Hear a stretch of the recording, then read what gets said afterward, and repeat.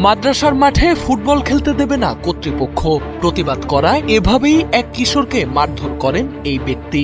ভিডিওতে দেখা যায় মাঠেই ওই কিশোরের সঙ্গে বাগবিতণ্ডায় জড়িয়ে পড়েন তিনি। বারণ করা সত্ত্বেও মাদ্রাসার মাঠে কেন তারা ফুটবল খেলছে সেই কৈফিয়ত চান ওই বৃদ্ধ।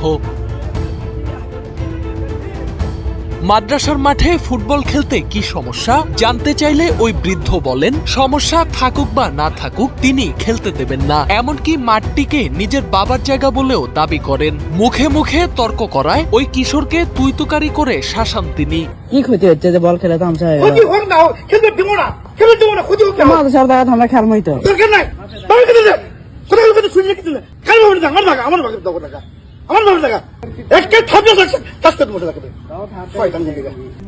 RICL TMX, যুগের পর যুগ স্থাপনা থাকে মজবুত।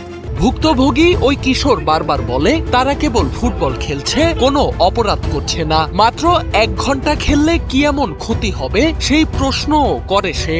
জবাবে ওই ব্যক্তি সাফ জানিয়ে দেন, মাদ্রাসার মাঠ ফাঁকা পড়ে থাকলেও সেখানে কাউকে খেলতে দেবেন না। এক পর্যায়ে তেড়ে গিয়ে ওই কিশোরের মাথায় আঘাত করেন তিনি।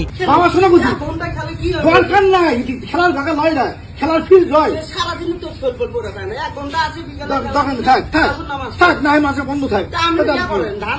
ভিডিওটি সামাজিক যোগাযোগ মাধ্যমে ছড়িয়ে পড়তেই শুরু হয় তীব্র প্রতিক্রিয়া। নেটিজেনদের ভাষ্য, দেশে এমনিতেই খেলার মাঠের অভাব রয়েছে, স্কুল কলেজ কিংবা মাদ্রাসার মাঠগুলোতেও যদি খেলতে দেয়া না হয় তাহলে তরুণ প্রজন্ম মাদক ও ইফটিজিং এর দিকে ঝুঁকে পড়বে। পাশাপাশি সুন্নতি লেবাস পরা একজন মানুষের এমন আক্রমণাত্মক আচরণ নিয়েও বিস্ময় প্রকাশ করেছেন অনেকে।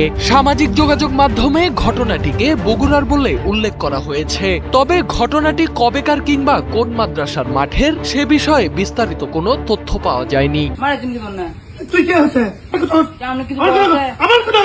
সোহানাল রাজি, NPB।